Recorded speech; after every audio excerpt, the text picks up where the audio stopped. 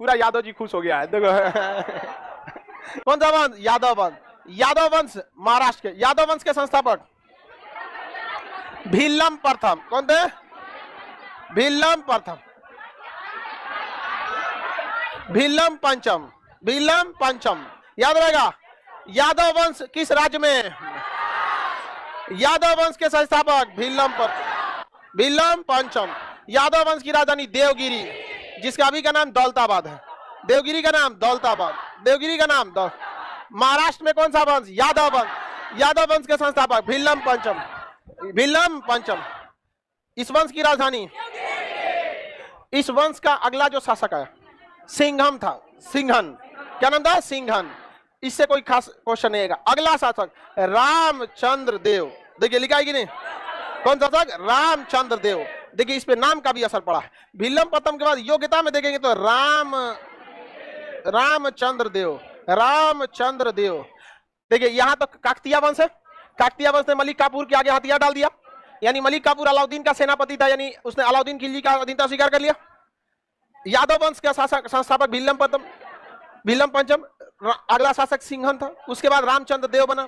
रामचंद्र देव के समय भी मलिक काफूर ने क्या कर दिया? आक्रमण कर, और मलिक काफूर से रामचंद्र देव ने बहादुरी से लड़ा था, और बहुत बहादुरी से लड़ा। और जब इसकी सूचना मिली अलाउद्दीन खिलजी को दिल्ली में, तो उसने मलिक काफूर पर प्रेशर बनाया कि हराओ रामचंद्र देव को, दिक्कत हो जाएगा, नहीं तो हम यहां से बोलो रीइंफोर्समेंट भेजते हैं। रीइंफोर्समेंट मतलब अतिरिक्त सेना भेजते हैं।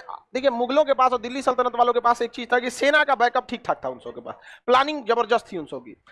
देखिए चोर सबके पास ज्यादा आइडिया रहता है लेकिन आपके घर में चोरी हो जा रहा है तो इसमें चोर की काबिलियत के अलावा आपकी बेवकूफी भी साबित होती है।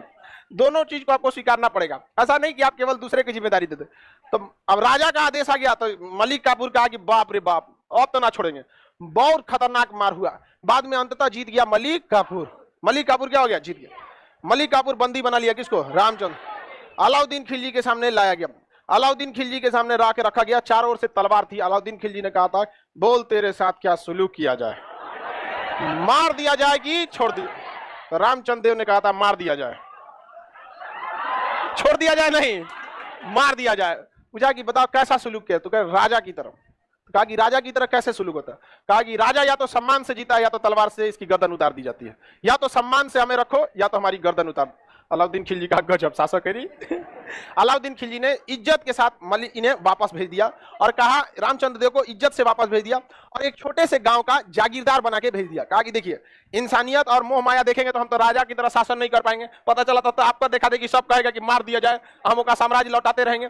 आप बहुत बहादुर हैं, हम आपका सम्मान करते हैं। उनको एक गुजरात के पास नौसारी के आसपास एरिया में जागीरदार दे दिया, एक गांव दे दिया, 10-20 गांव और बड़ा सा गांव। कहा कि यहीं से आप टैक्स वसूलिएगा, खाइएगा पीजिएगा, बहुत बहादुर है। समझ में आ गया कि नहीं आ गया? किसी कोई दिक्कत नहीं है? आगे बढ़े। पूरा यादव जी खुश हो गया है। देखो